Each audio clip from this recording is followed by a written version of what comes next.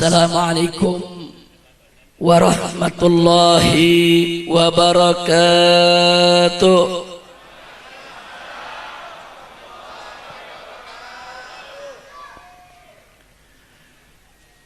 Bismillah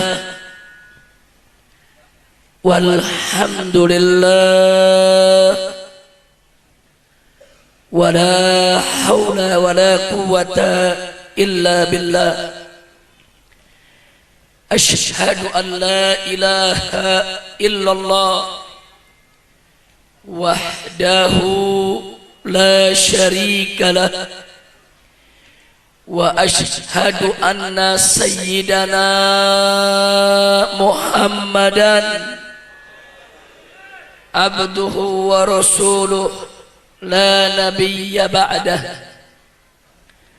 Allahumma salli wa sallim wa barik ala sayyidina wa habibina wa syafi'ina wa maulana nabiyyina Muhammadin wa ala alihi at-tahirin at-tayyibin wa ashabihi al-ghurril mayamin wa man tabi'ahum bi ihsanin ila yaumiddin. Sa'adatul ulama al-syurafa wal umara al-fudala wa jami'il hadirin al-ahibba al-a'izza rahimakumullah. Usikum jami'an wa nafsi bitaqwallah wa bita'ati rasulillahi sallallahu alaihi wasallam. Fanas'alullah subhanahu wa ta'ala an yahdiyana ila siratikil mustaqim wa yaj'alana minal muttaqin wa yudkhilana jannatahu jannatan na'im bihaqqi sayyidil mursalin walhamdulillahi rabbil alamin. Kepada yang sama kita cintai dan sama kita muliakan, para habaib, para kiai, para ajengan, para alim ulama,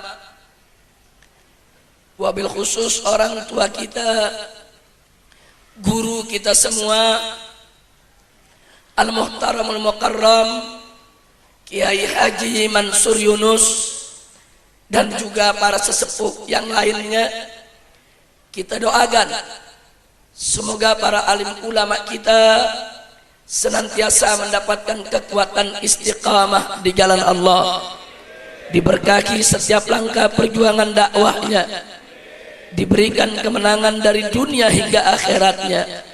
Amin ya rabbal alamin. Selanjutnya kita sampaikan salam penghormatan kita juga untuk para umara, kepada aparatur pemerintah sipil TNI maupun Polri-nya, baik dari Mapolres ataupun Mapolseknya, baik dari Kodim maupun Koramilnya, dan teristimewa untuk Bapak Kepala Desa ataupun Bapak Camat atau yang mewakilinya. Kita doakan semoga segenap umara kita dilimpahkan taufik dan hidayah, sehingga menjadi pemimpin yang beriman dan bertakwa, yang taat kepada Allah dan Rasulnya, yang cinta kepada negeri dan rakyatnya. Amin ya rabbal alamin.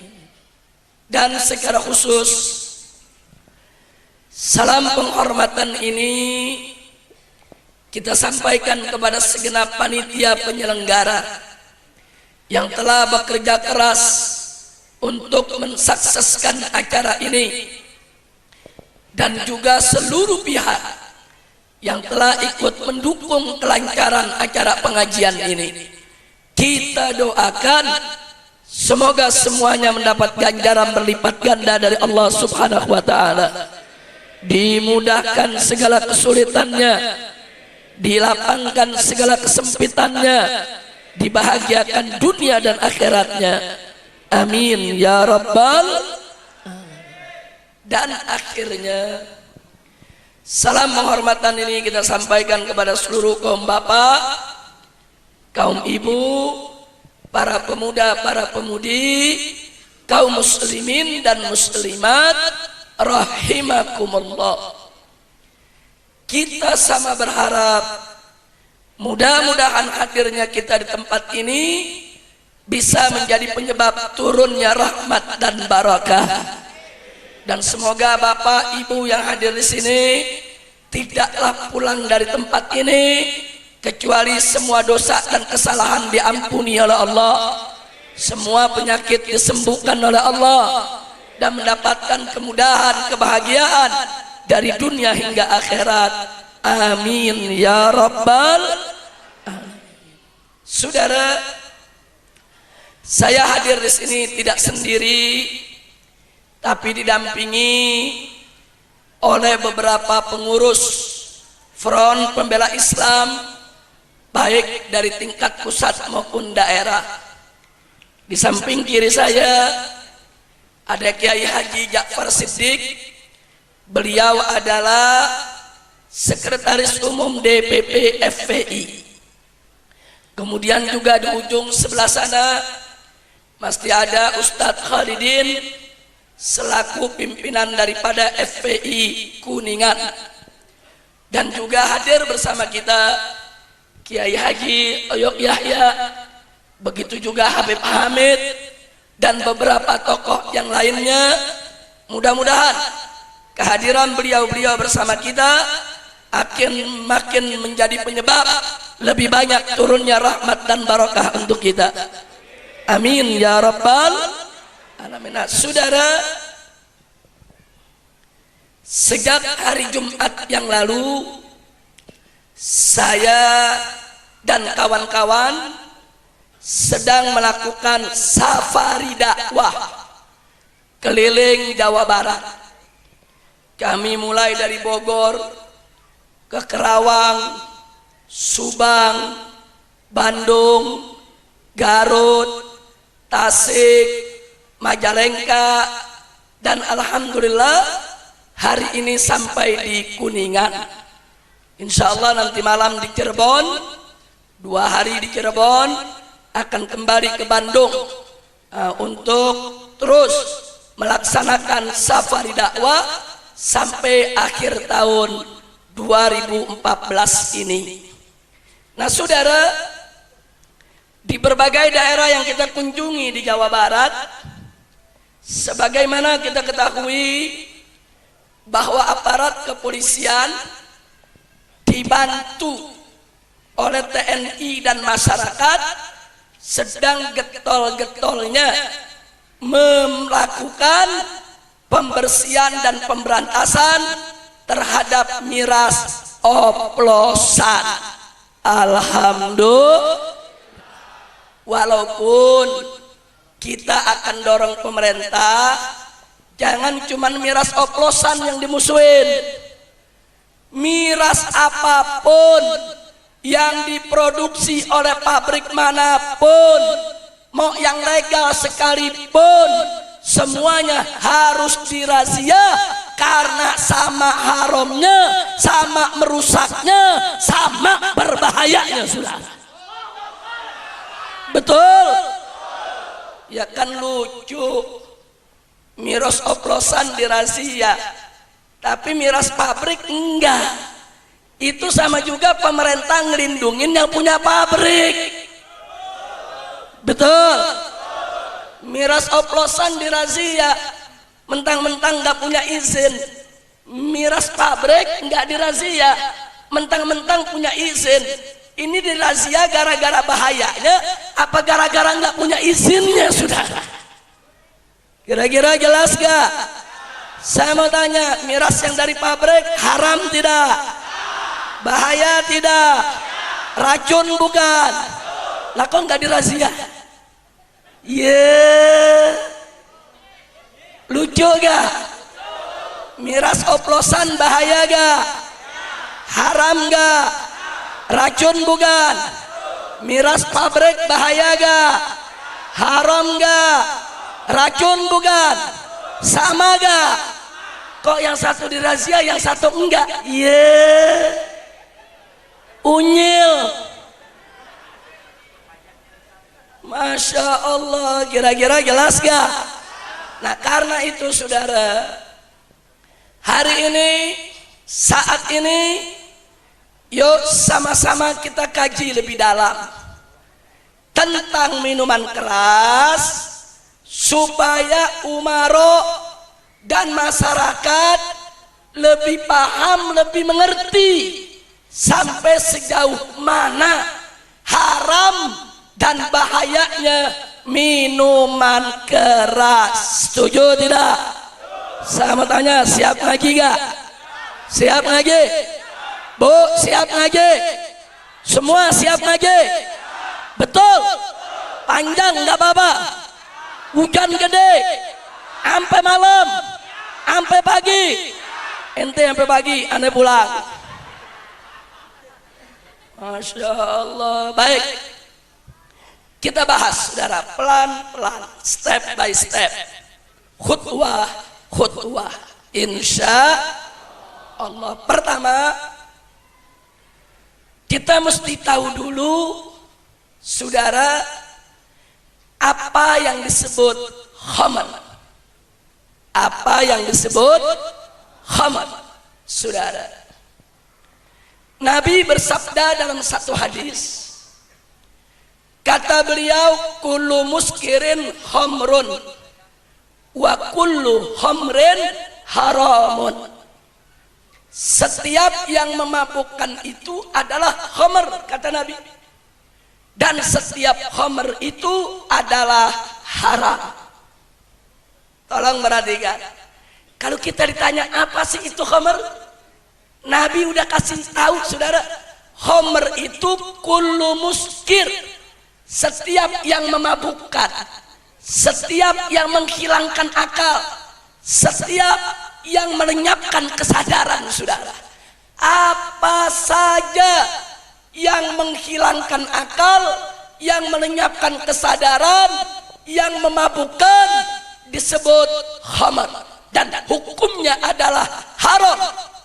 Apa saja, baik yang dibuat dari tumbuhan nabati atau yang dibuat dari hewan haywani atau yang dibuat dari bahan kimiawi, tidak peduli dibuat dari bahan apapun, kalau dia memabukkan, dia khamr saudara.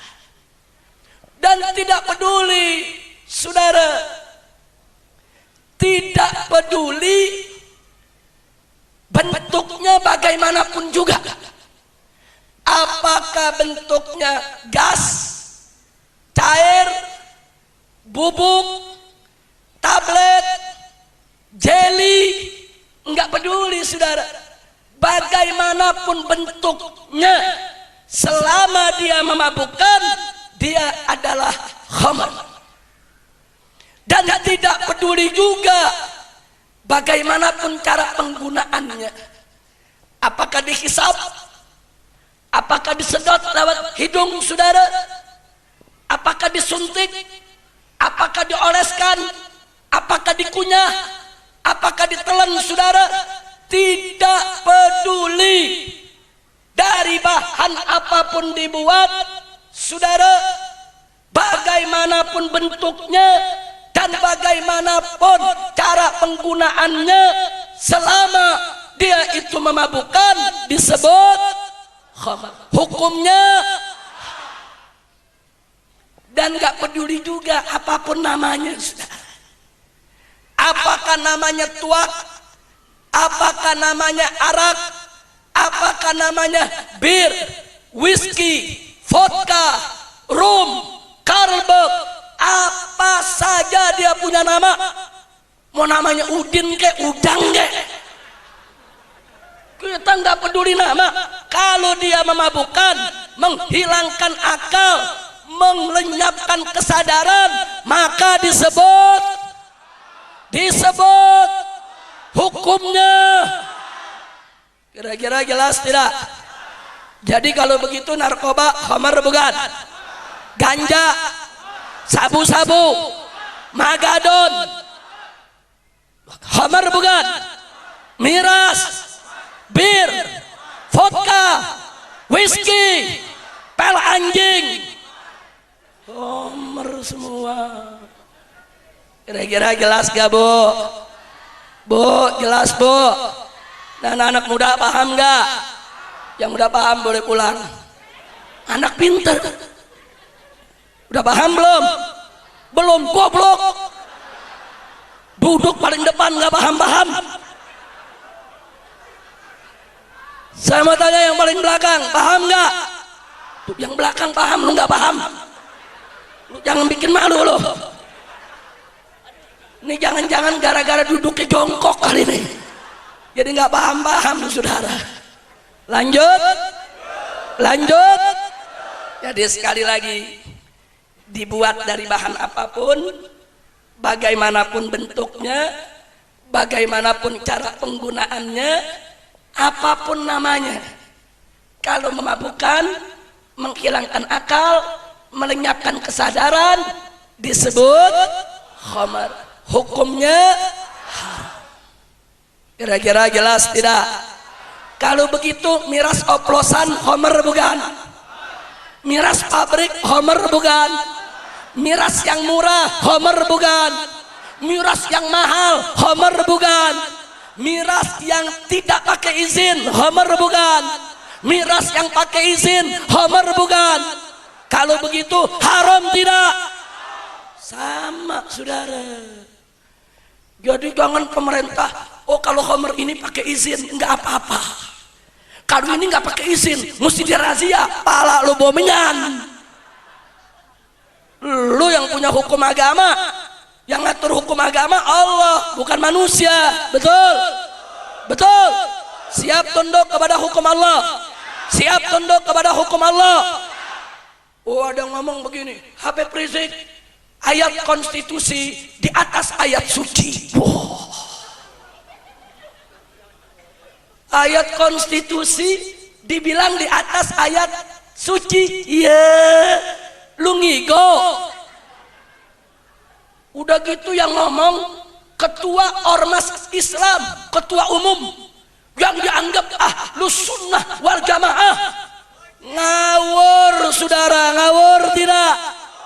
Ngawur tidak? Kalau ada yang ngaku ahlus sunnah terus mengatakan ayat konstitusi di atas ayat suci, maka kalau besok dia sekarat jangan bacain Yasin, bacain aja Pancasila. Betul? Betul? Nabi bersabda, kata Nabi, Iqra'u Yasin ala mautakum, bacain Yasin kepada orang yang sekarat mau meninggal dunia atau kepada orang yang sudah meninggal dunia saudara. Khusus untuk yang sekarat mau meninggal dunia yang sakit keras, itu saudara lebih utama dibacakan Yasin, lebih utama dibacakan Yasin. Kenapa? Satu, supaya malaikat maut nyabut nyawanya pelan-pelan saudara. Indah tidak? Kedua, saudara, supaya malaikat rahmat ikut turun mendoakan, beristighfar untuk orang yang sedang sekarat. Yang ketiga saudara, kalau malaikat maut nyabut nyawanya lembut, malaikat rahmat turun baca doa istighfar saudara untuk yang sekarat, insya Allah yang sekarat akan meninggal dunia dalam keadaan husnul khatimah. Indah tidak? Bagus tidak baca Yasin? Betul? Tapi itu khusus untuk mereka yang yakin ayat suci di atas ayat konstitusi. Tapi yang mengatakan ayat konstitusi di atas ayat suci, tolong kalau besok mau mati jangan bacain Yasin, dia lagi sekarat bacain Pancasila. Masya Allah, kira-kira jelas gak? Akhirnya malaikatnya bingung. Iya naon iya. Bukan baca Yasin, dia baca Pancasila. Tuh nyawa dibetot sama malaikat, saudara. Betot, kelojotan, mampus. Kira-kira jelas gak? Jelas gak? Jujur jawab semua. Kalau keluarga kita sekarat atau kita yang sekarat, mau dibacain undang-undang atau Yasin? Perda atau Yasin? Pancasila atau Yasin? UUD 45 atau Yasin? Betul? Yakin? Itu baru ahlus sunnah wal jamaah. Mudah-mudahan semua husnul khatimah. Amin ya rabbal alamin. Kira-kira jelas tidak? Allah mengharamkan minuman keras. Betul? Nabi mengharamkan minuman keras. Betul? Presiden membolehkan minuman keras dijual. Ayo, mau ikut yang mana? Mau ikut presiden atau ikut Allah? Jawab yang kompak. Mau ikut presiden atau ikut Allah? Mau ikut presiden atau ikut Nabi? Betul? Yakin? Takbir? Presiden baru dapat sedikit jabatan udah mau legalin miras. Saudara, jangan sombong. Yang mengharamkan miras yang maha tinggi, maha kuasa, maha agung, maha besar. Siapa yang maha besar? Siapa yang maha agung? Siapa yang maha tinggi? Siapa yang maha berkuasa? Siapa yang maha suci? Takbir. Sallu ala nabi. Nah, jadi keputusannya kita ikut presiden atau ikut Allah? Ikut presiden atau ikut Nabi? Takbir. Baik, sekarang bagian kedua sudah. Jadi bagian pertama saya cukup menjelaskan apa itu khamar. Sekarang bagian kedua, sampai sejauh apa, seberat apa tingkat keharaman khamar, saudara. Mari sama-sama kita buka firman Allah dalam surat Al-Maidah ayat 90 dan 91. A'udzu billahi minasyaitonir rajim. Bismillahirrahmanirrahim. Ya ayyuhalladzina amanu innamal khamru wal maisiru wal ansabu wal azlamu rijsun min amali syaitan fajtanibuh la'allakum tuflihun. Innama yuridu syaitan ayyuqi'a bainakumul adawata wal baghdha fil khamri wal maisir wa yasuddakum an dzikrillah wa anis salat fahal antum muntahun. Sadaqallahul azim. Luar biasa, saudara. Dua ayat berturut-turut, saudara. Allah menyatakan, ya ayyuhalladzina amanu, hei orang-orang yang beriman. Yang pertama Allah sebutkan, innamal khamru wal maisiru wal ansab wal azlam. Sesungguhnya khamar dan judi dan ansab, ansab itu berkorban untuk berhala, dan azlam, azlam itu mengundi nasib dengan anak panah sesuai tata cara jahiliyah. Ansab dan azlam itu perbuatan syirik, ritualnya kafir Quraisy dulu, saudara. Perhatikan baik-baik. Di dalam ayat ini yang pertama, Allah mensejajarkan khamar dengan perbuatan syirik, saudara. Bahkan Allah sebut khamar dulu, baru perbuatan syirik, saudara. Itu menunjukkan betapa bahayanya khamar, betapa gawatnya khamar, betapa keras haramnya khamar, saudara. Saya mau tanya semua di sini, kita ngaji, saudara. Jawab yang kompak. Kalau ada perbuatan Allah sejajarkan dengan syirik, berarti perbuatan itu baik atau buruk? Baik atau jelek? Halal atau haram? Itulah khamar, saudara. Khamar disejajarkan oleh Allah dengan ansab dan azlam. Bahkan disebut lebih dulu. Allah enggak mengatakan innamal ansab wal azlam wal khamar. Tidak. Allah sebut khamar dulu, saudara. Innamal khamru wal maisiru wal ansab wal azlam. Itu menunjukkan khamar sangat-sangat haram, saudara. Kira-kira jelas tidak? Jelas tidak? Yang kedua Allah nyatakan itu yang namanya khamar rijsun, kotor, najis. Innamal khamru wal maisiru wal ansabu wal azlamu rijsun, kata Allah, kotor, najis. Saya mau tanya, kalau ada satu perbuatan terus Allah sebut itu perbuatan kotor, najis, itu perbuatan baik atau buruk? Bagus atau jelek? Halal atau haram? Itulah khamar, saudara. Itu khamar. Allah sebut rijsun, kotor, najis.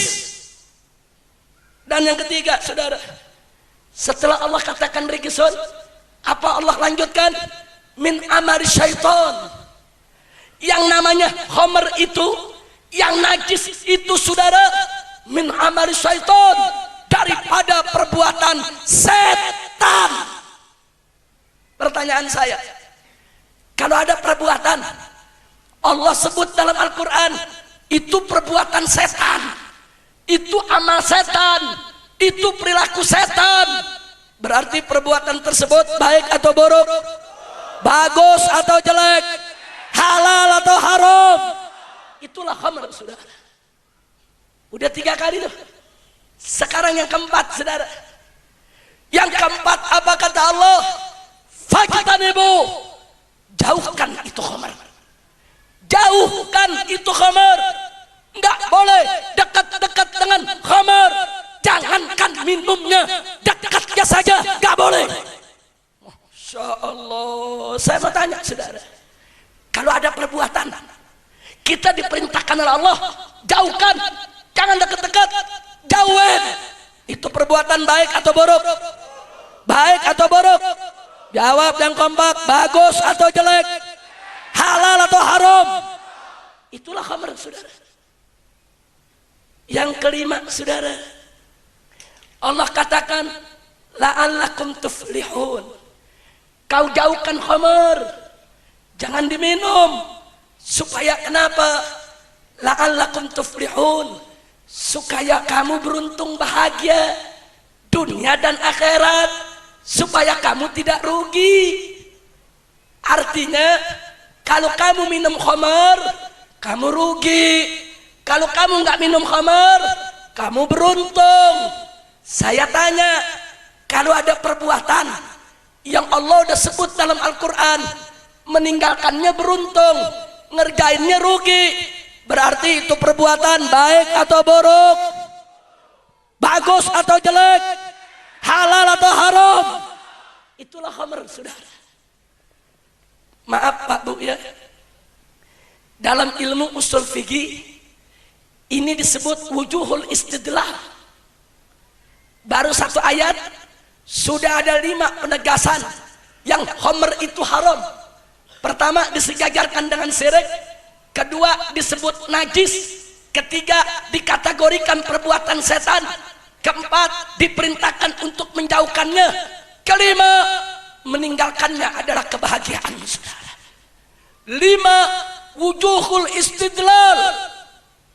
Baru ayat yang 90, saudara. Kita lanjutkan ayat 91. Apa kata Allah? Innama yuridu syaitan, sesungguhnya setan itu menginginkan ayyuki abainakumul adawata wal bagda, ingin menciptakan permusuhan, dan kebencian di antara kamu, hei orang yang beriman, fil khamri wal maisir, dengan lantaran khamr dan perjudian, saudara. Wa yasuddakum an dzikrillah, setan ingin menghalangi kamu dengan menggunakan khamr, dengan menggunakan judi, supaya kamu jauh daripada zikir kepada Allah. Wa anis shalah, supaya kamu juga terhalang daripada salat. Fahal antum muntahun, kata Allah. Kalau kamu sudah tahu begitu, apa masih nggak mau berhenti? Masya Allah. Mari kita bahas, saudara. Tadi sudah 5, sekarang yang ke-6. Allah sebut dalam ayat tadi, lantaran khamr, setan ingin menggunakannya dengan khamr supaya umat manusia saling bermusuhan satu dengan lainnya, saudara. Innama yuridu syaitan ayyuqi'a bainakumul adawah. Saya mau tanya sekarang, kalau ada satu perbuatan Allah kasih tahu bahwa perbuatan tersebut bisa menyebabkan permusuhan, bisa menyebabkan pertikaian, bisa menyebabkan perselisihan, bisa menyebabkan keonaran. Jawab yang kompak. Kalau begitu perbuatan tersebut baik atau buruk? Bagus atau jelek? Halal atau haram? Itulah khamr, saudara. Itu yang ke-6. Yang ke-7, saudara, apalagi kata Allah, yuqi'a bainakumul adawata wal baghdha, dan setan menjadikan khamr sebagai alat untuk melahirkan kebencian antar manusia, saudara.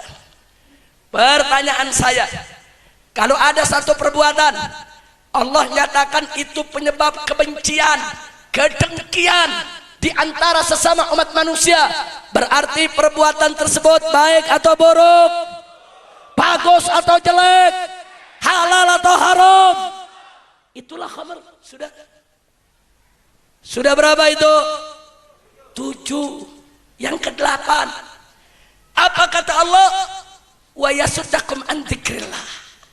Khamr itu, saudara, bisa membuat orang